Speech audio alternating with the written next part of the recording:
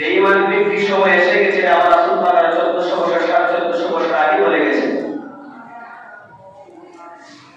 এই জন্য এই পাঁচহাতের দিকে জাহিলিয়াতের দিকে আল্লাহ পাক আপনাকে আমাকে অসংখ্য মানুষ থেকে নির্বাচিত করে দয়া করে মায়া করে পবিত্র জুমার দিনে রজব মাসের দ্বিতীয় জুমায় আপনাকে আমাকে আসার এবং বসার তৌফিক প্রদান করে দিয়েছেন। আবারও জবান করে বলি আলহামদুলিল্লাহ। তার পাশাপাশি আদায় করতেছি আল্লাহর দরবারে যে মহান আল্লাহ পাক এমন একজন নবীর উম্মত আমাদেরকে বানিয়েছেন, যেই নবীর গুণকীর্তন গাইতে গেলে যদি তামাম পৃথিবীর গাছপালাগুলো তাকে কলম বানানো হয়, তামাম পৃথিবীর পানি কিন্তু খালি বানানো হয়, যদি পৃথিবীর শুরু থেকে শেষ পর্যন্ত দেখতেই থাকে তারপরে আমার রাসূল পাকের শান দেখা শেষ হবে না। আমরা ওই নবীকে পেয়ে খুশি না বেজার? বেজার কে হয়েছিলেন? শয়তান। কে হয়েছিলেন? শয়তান।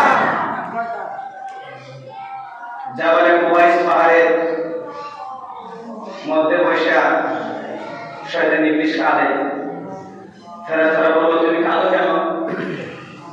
যে কাঁদতেছি এমন একজন নবী আসতেছে যিনি সকলের জন্য রহমত। এই নবী আয়েশা তার গুনাহগার উম্মতদেরকে সকলকে জান্নাতে নিয়ে যাবে, আমার কি হবে? তখন ফেরেশতারা বলছিল যে শয়তান, তোমার জন্য এই নবী রহমত, যেহেতু তুমি আব্বা হযরত আদম আলাইহিস সালাম আদি পিতা আদম আলাইহিস সালামকে তুমি সেজদা করো না আল্লাহর হুকুমে, যেহেতু এখন সময় আছে এই নবীর উসিলায় তুমি এখনো আদম আলাইহিস সালামের রওজা যেখানে আছে সেখানে একটা সেজদা দিয়ে দাও, আল্লাহ পাক এই নবীর উসিলায় তোমাকে maaf করবে। তো বলতেছে না, কত নবী সেজদা করে একটা সেজদা করব?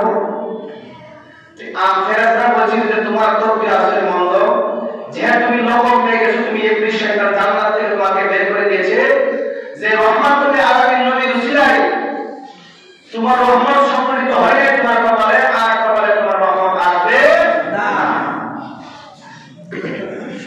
বর্তমান সমাজের মধ্যে, বর্তমান দুনিয়ার মধ্যে কিছু ইবলিস আছে কি আছে না?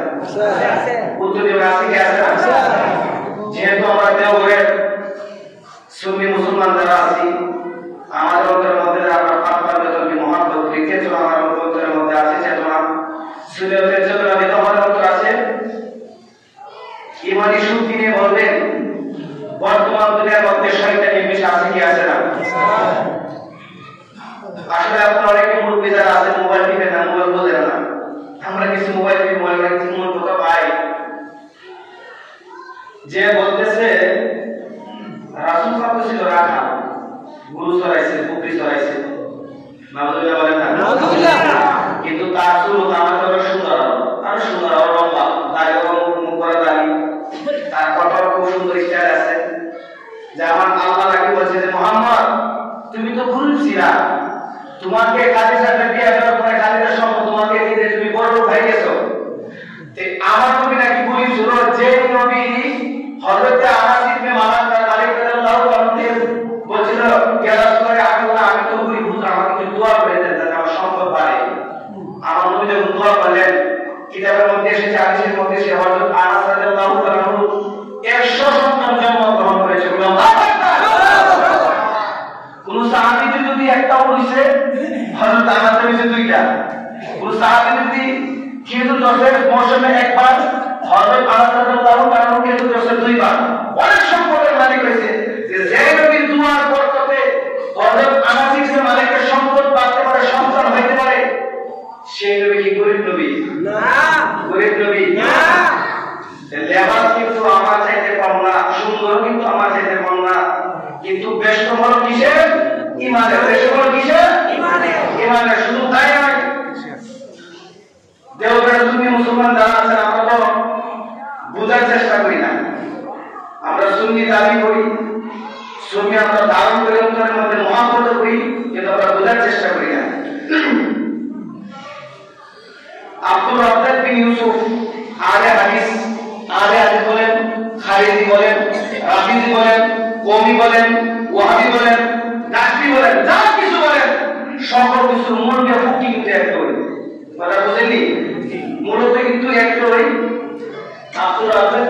চলতেছে, যেহেতু আমরা মানুষ, মুহাম্মদ সাল্লাল্লাহু আলাইহি ওয়াসাল্লাম মানুষ, আমাদের মুখ গন্ধ আছে, মুহাম্মদ সাল্লাল্লাহু আলাইহি ওয়াসাল্লামের মুখ দুর্গন্ধ আছে। নাউযুবিল্লাহ। আমার রাসূল পাকের মুখে নাকি দুর্গন্ধ। যে আলেম এই কথা বলতে পারে সে কি শয়তান থেকে কম না বেশি? বেশি। কম না বেশি? বেশি। কারণ দেখেন আমার রাসূল পাক কি বলবো আপনাদেরকে, আমার রাসূল পাক একদিন ওযু করতেছেন, ওযু করার পরে আমার রাসূল পাকের সামনে মাহমুদ ইবনে রবি আমার রাসূল পাকের সামনে দাঁড়ালেন, দাঁড়ায় মুসকে হাসতেছে। আমার রাসূল পাক ওযু করতেছে, দেখতেছে যে আমার রাসূল পাকের নুরানি চেহারা মোবারকের দিকে তাকিয়ে আছে মাহমুদ ইবনে রবি। আমার নবী মুসকে হাসে। হঠাৎ করে আমার রাসূল পাক সাল্লাল্লাহু আলাইহি সাল্লাম মুখের যে কুলি, আমরা তো সব কুলি করি না, এই কুলি মোবারক মাহমুদ ইবনে রবির মুখের মধ্যে কুলি মেরে দিলেন। সুবহানাল্লাহ। মাহমুদ ইবনে রবি এত খুশি হলেন, বাবা এত খুশি হয়ে বাড়িতে চলে গেলেন। রবি বলেন যে মাহমুদ ইবনে রবি 80 বছর হয়ে গেছে, বার্ধক্যের বয়সটা দেহের মধ্যে এসে গেছে, কিন্তু তার চেহারার মধ্যে বালকের চেহারা হয়েছে, বৃদ্ধ হয়ে যাওয়ার পরেও তার চেহারার মধ্যে বালকের চেহারা হয়েছে। আর ইয়া রাসূলুল্লাহ, রাসূল পাকের কুলি মুবারকের ধারণা দিছি একটা মানুষের 80 বছর বয়সে যায়, তারপরে কিন্তু বিয়ে হয়ে যায়, বুঝলেন না? কিন্তু তার দেহটা কি হলেন বার্ধক্যের বয়সের মধ্যে চেহারার মধ্যে যুবকের নূর জন্ম করতেছে। ওসিলাটা কি? আমার রাসূল পাকের কুলি মুবারক। আল্লাহু আকবার। আমার রাসূল পাকের যে কুলি মুবারক এত পাওয়া থাকতে পারে, তা আমার রাসূল পাকের মুখে দুর্গন্ধ করে, দুর্গন্ধ করে। এই কথা একমাত্র ওয়াহাবী গোষ্ঠী বিহিত, রাসূল পাকের দুশমন বিহিত এই কথা কোরআনে বলতে পারে না। আমার রাসূল পাককে প্রশ্ন করা হয়েছিল, ইয়া রাসূলুল্লাহ, আমিরুল্লাহ, আপনার কাছে আমরা জানতে চাই যে আল্লাহর দরবারে সবচাইতে নবী রাসূলের পরে সবচাইতে সম্মান বৃদ্ধিকে আমার রাসূল পাক বলেছেন সবচেয়ে সম্মান বৃদ্ধি হবে আলেমরা। আল্লাহু আকবার। আউলামা রাসূল আম্বিয়া, আম্বিয়ার বয়সের আলেম, আলেমদের সম্মান বেশি। সাহাবারা বলেন, ইয়া রাসূলুল্লাহ, আমিরুল্লাহ, আরো জানতে চাই আল্লাহর দরবারে সবচাইতে নিকৃষ্টকে। আমার নবী বলেন যে তোমরা শুনে রাখো, হক্কানি আলেম যারা আছে তারা যদি ঘুমিয়ে থাকে মসজিদের মধ্যে, আর একজন আম পাবলিক লোক যদি সারা রাত বন্দি করে, ওই ইবাদত বন্দিগির চাইতে আলেমের গুণ আল্লাহর দরবারে বেশি হবে। আল্লাহু আকবার। বলেন, ইয়া রাসূলুল্লাহ, আমি বান্দা তার আগে আপনার কাছে জানতে চাই সবচেয়ে নিকৃষ্ট ব্যক্তিকে। তিনবার প্রশ্ন করলেন, আমার রাসূল পাক কোনো কিছু উত্তর দিলেন না। যেহেতু সাহাবায়ে কেরাম প্রশ্ন করলেন, আমার নবী বলে দিলেন আল্লাহর দরবারে সবচেয়ে নিকৃষ্ট হলো আলেমরা। নাউযুবিল্লাহ বলেন না? আমরা আলেম, সুন্নিও আলেম, ওয়াহাবীও আলেম, খারিজিও আলেম, মামাতিও আলেম, আলেমের মধ্যে বেশ কম আছে কি আছে না? জোড়া আছে কি আছে না? এই ব্যক্তি আমার রাসূল পাকের যুদ্ধ মোবারকের মন্তব্য করতে পারে, আমার রাসূল পাকের জীবনের মন্তব্য করতে পারে, সেই ব্যক্তি কোনদিন আমার রাসূল পাকের আশিক হতে পারে না, সেই ব্যক্তি জান্নাতে হতে পারে না।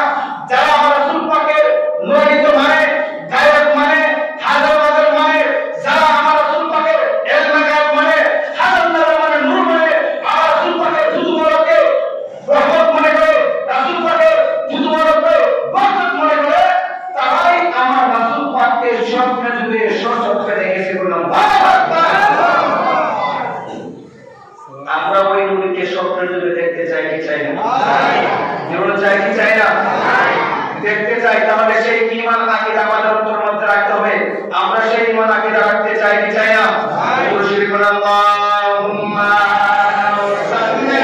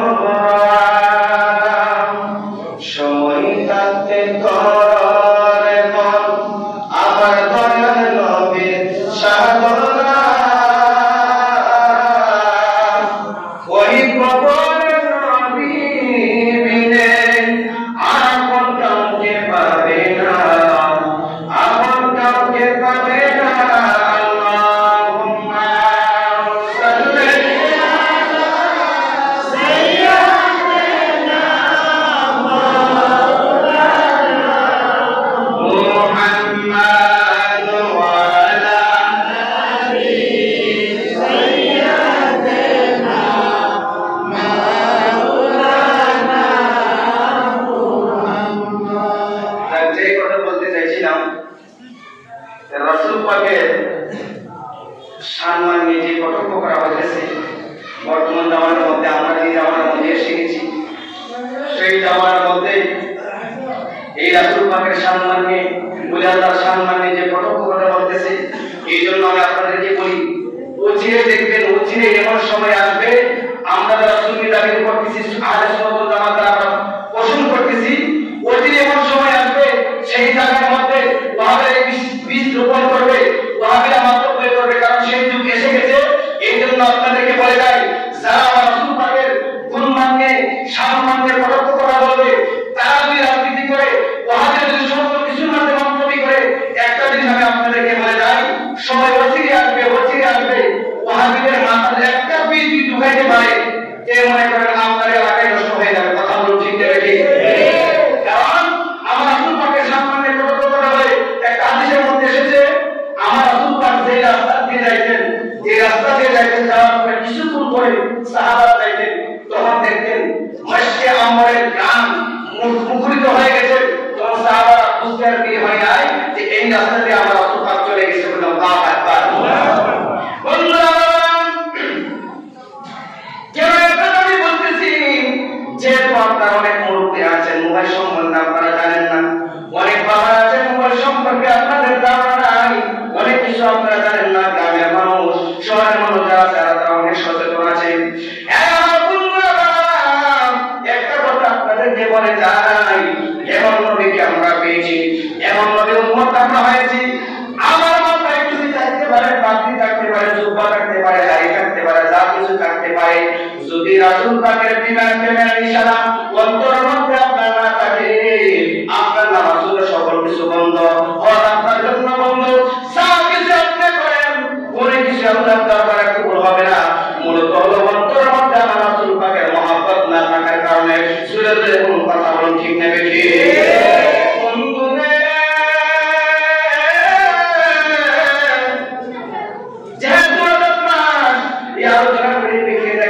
আপনাদেরকে বলি, আপনারা জানেন খাজা মঈনুদ্দিন চিশতি রাহমাতুল্লাহ আলাইহি, উনি কি মাদারজাত ওলি না বেলায়েত ওলি? উনি জন্ম থেকে ওলি। কাউসার আব্দুল কাদের জিলানী আলজানি কিন্তু কিভাবে বন্দি করে বলিছে না, জন্মগত ভাবে সে ওলি। খাজা মঈনুদ্দিন চিশতি রাহমাতুল্লাহ আলাইহি, উনিও মাদারজাত একজন আল্লাহর ওলি। সব করে বলতেছি, উনি আমার রাসূল পাকের রওজা মোবারকে গেলেন জিয়ারতের উদ্দেশ্যে।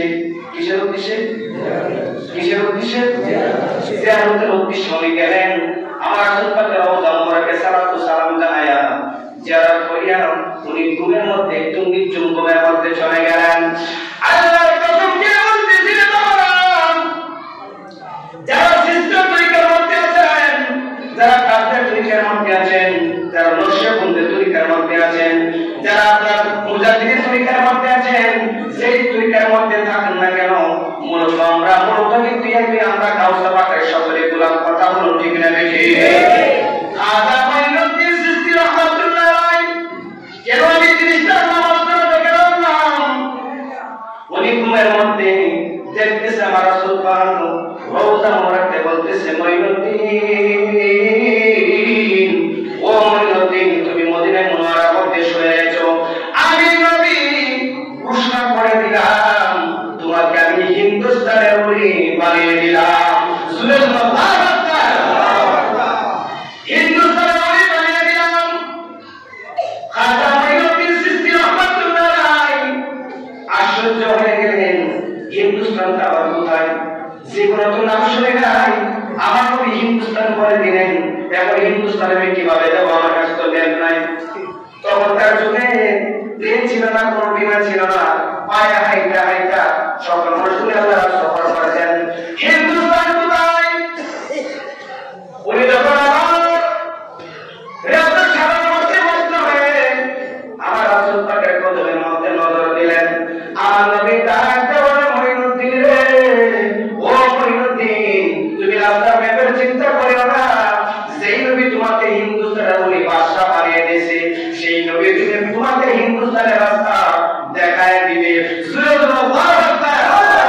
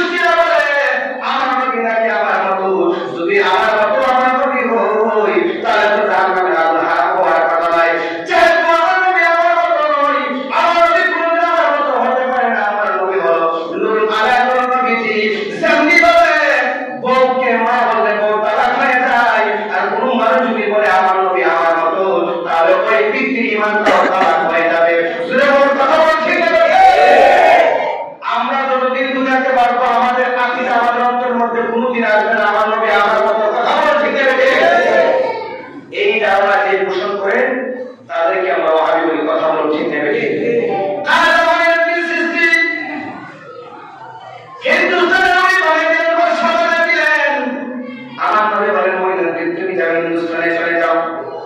কিতাবের মধ্যে এসেছে 40 জন সফর সঙ্গী হিন্দুস্তানের দিকে উনি রওনা হয়ে গেলেন।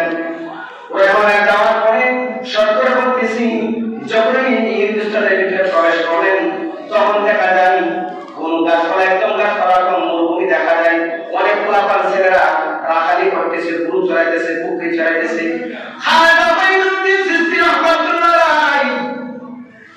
যখন একটা গাছের তলে বসিয়া 40 জন সফর সঙ্গীকে নিয়ে বসে রইলেন, কান ক্লান্ত হয়ে গেলেন, কিন্তু তার অন্তরের মধ্যে একটা ছিল যে আল্লাহ তাআলা আমাদের কোনো উপায় নাই। ওই খাজা মাইনুদ্দিন চিশতি রাহমাতুল্লাহ আলাইহি যখন গাছের মধ্যে বসিয়া 40 জনকে নিয়ে আল্লাহ পাকের জিকির করতে আরম্ভ করলেন, জোরে জোরে আল্লাহু আকবার। অনেক মানুষ আছে খাজা মাইনুদ্দিন চিশতি রাহমাতুল্লাহ নাম ভাঙিয়া কোরআন হাদিস বিরুদ্ধে অনেক কাজকর্ম করে, কি করে না? কিন্তু আনিসুল আলম খাজা মাইনুদ্দিন চিশতি রাহমাতুল্লাহ অনেক জীবনে কিতাব আছে, এই কিতাবগুলি পড়ে দেখবেন অনেক মানুষ যে কাজকর্মগুলি করে একটা কাজকর্ম খাজা মাইনুদ্দিন চিশতির জীবনের মধ্যে আমরা পাই নাই, আমি কোনো সময় পাই নাই। খাজা মাইনুদ্দিন চিশতির সাথে কয়জন? 40 জন সফর সঙ্গী নিয়ে যখন উনি জিকির করতে আরম্ভ করেন, আল্লাহর জিকির করতে আরম্ভ করেন, হঠাৎ করে দূর থেকে রাখাটা করতেছে, হাই হাই এই লোকগুলি কোথায় থেকে আসলো? আমরা তো কোনোদিন এই কোনো শব্দ শুনি নাই, আল্লাহ কোনো শব্দ শুনি নাই, তাদের বাড়ি কোথায় কোথায় থেকে আসলো? ওই রাখাল গুরু খাজা মাইনুদ্দিন চিশতি রাহমাতুল্লাহর সামনে যখন দাঁড়ালেন, বলতেছে আপনারা তো বন্ধ করেন, বন্ধ করেন, আপনাদের বাড়ি কোথায়, আপনাদের পরিচয় কি? যে শব্দগুলো আপনারা বলতেছেন আমরা তো জীবনে শুনি নাই, আপনার পরিচয়টা আপনি বলেন। খাজা মাইনুদ্দিন চিশতি রাহমাতুল্লাহ আলাইহি দাঁড়াতে বলেন,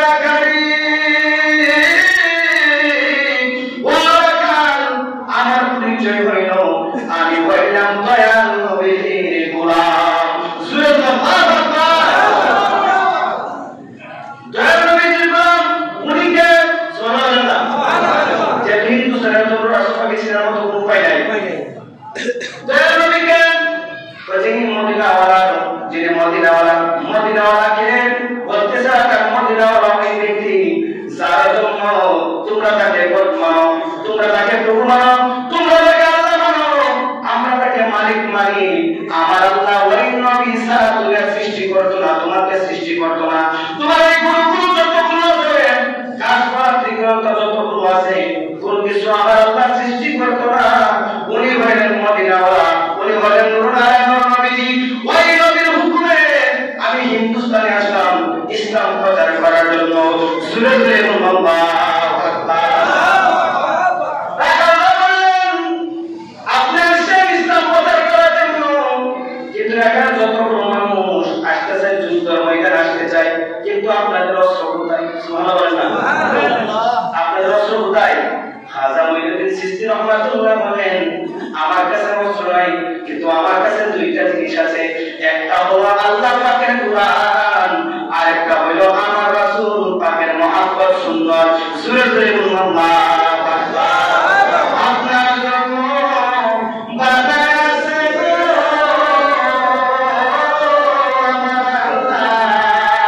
সারা দুনিয়া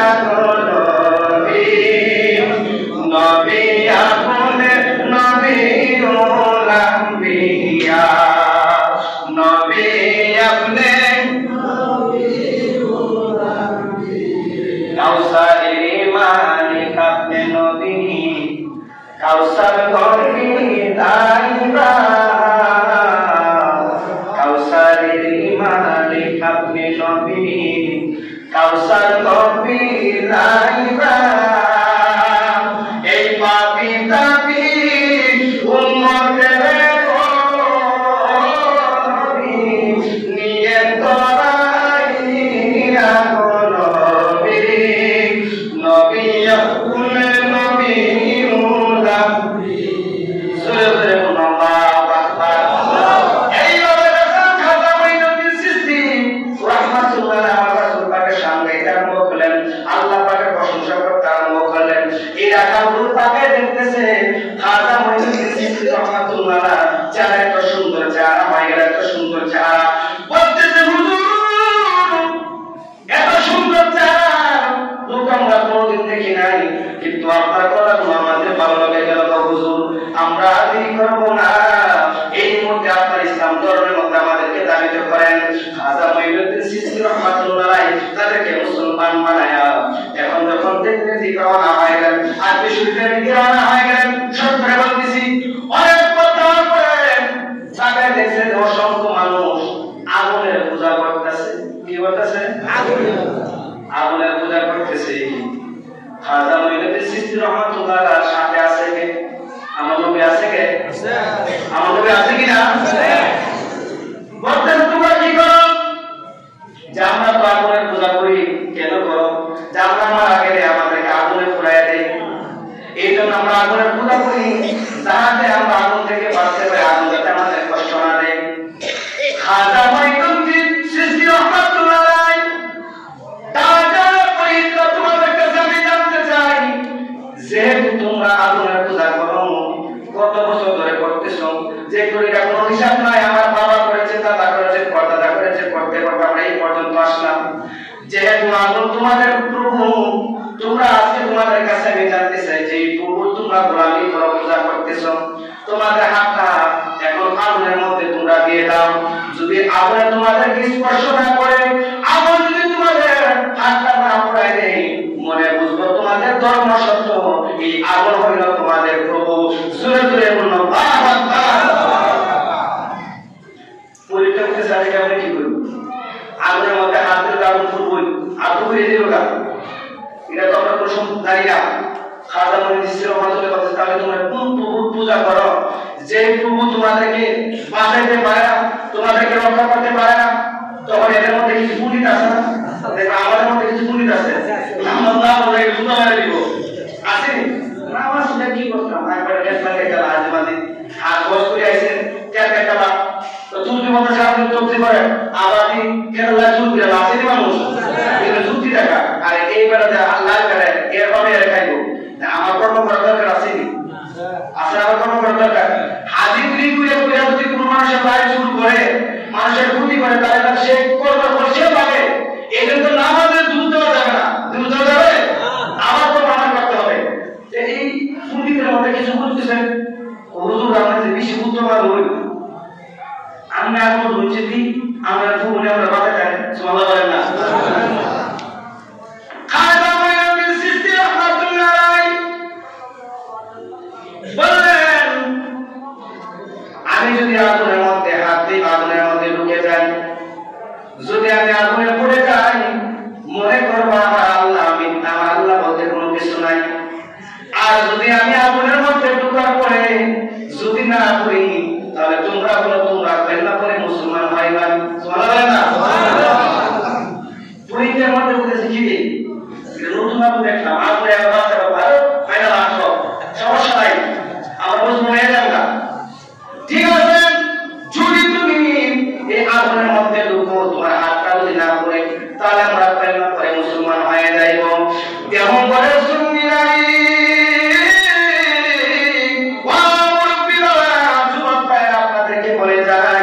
একটা কথা আপনাদেরকে বলে যাই, সবসময় আমি এই কথা আপনাদেরকে বলি, শূন্য যদি আপনি ধারণ করেন, মনে প্রাণে ধারণ করতে হবে, শুধু মুখে ধারণ করলে চলবে না।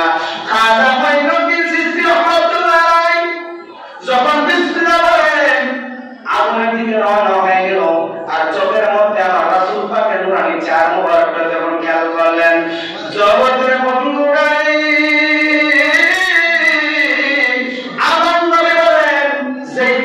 আমাকে দেখবে, তার জন্য জাহান্নামের আগুন হারাম, আর শয়তান কোনদিন আমি নবীর শুরু করতে পারে না। খাজা মঈনুদ্দিন চিশতি রাহমাতুল্লাহ আলাইহি যখন আগুনের মধ্যে ঢুকে পড়ল, আল্লাহর কসম খেয়ে বলতেছে, বাবার কিতাবের মধ্যে এসেছে, খাজা মঈনুদ্দিন চিশতি রাহমাতুল্লাহ আলাইহি শরীর পূর্বে দূরের কথা একটা পশমও ধরতে পারে নাই। জোরে বলুন আল্লাহু আকবার। আমার নবীকে যে ব্যক্তি দেখবে, তার জন্য জাহান্নামের আগুন হারাম, জাহান্নামের আগুন হারাম হয়, দুনিয়ার আগুন ওই ব্যক্তির জন্য হারাম হয়ে যায়।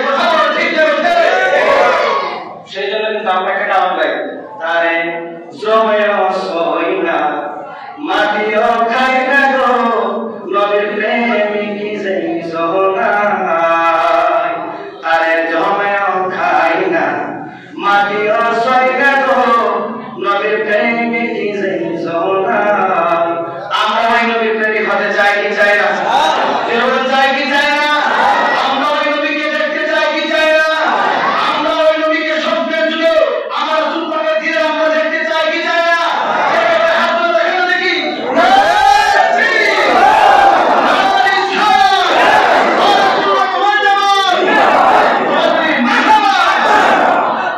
এই মহাব্বত এই যে আমরা হাত তুললাম আল মসজিদ বাইতুল্লাহ এই ঘরটা আল্লাহ পাকের ঘর আমরা যে ওয়াদা করলাম আমরা রাসূল পাককে চাই আমার রাসূল পাকের কাছে এই খবর আমার রাসূল পাক দেখে কি দেখে না এই বিশ্বে আমাদের আছে কি আছে না উল্টে যাবে তারপরে আমরা অন্তর থেকে রাসূল পাকের মহব্বত রাসূল পাক নূর রাসূল পাক খবর দেব না রাসূল পাক হাতে ধরে এই কথা আমার অন্তর থেকে কোনো দুর্বৃত্ত করতে পারবে না কথা বল ঠিক না